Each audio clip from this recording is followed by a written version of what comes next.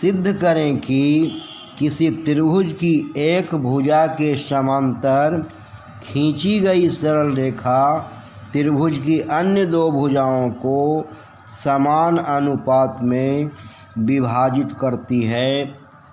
प्रश्न को सॉल्व करें उससे पहले हमें यह जानना जरूरी है कि त्रिभुज में 3 भुजाएं होती है और उन 3 भुजाओं में से कोई भी भुजा आधार होती है। माने त्रिभुज के 3 आधार होते हैं जिसे हम आधार मानते हैं।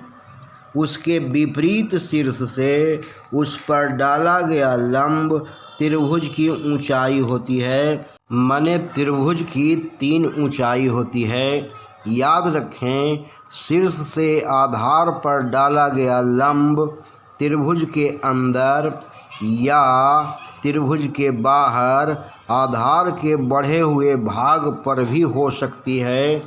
अब हम चलते हैं अपने प्रश्न के हल की ओर।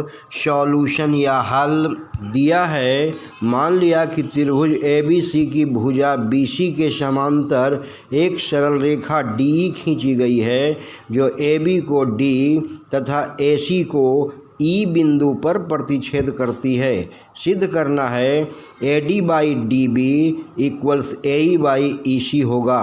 रचना EN लंब AB और DM लंब AC खींचा, साथ ही B से E को और C से D को मिलाया। प्रूफ या प्रमाण। चूँकि त्रिभुज BDE और त्रिभुज CDE एक ही आधार DE पर और समान समांतर रेखाएं DE पैरेलल BC के बीच स्थित हैं, इसीलिए area of triangle BDE equals area of triangle CDE।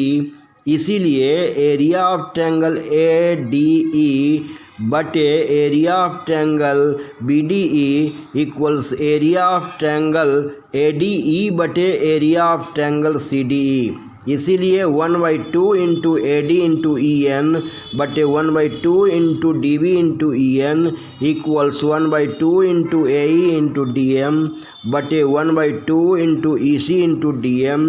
इसलिए AD/DB इक्वल्स AE/EC हुआ। प्रमाणित या प्रूव्ड। धन्यवाद। Thanks to all of you very much. नमस्कार, मैं अशोक कुमार। जय हिंद, जय भारत।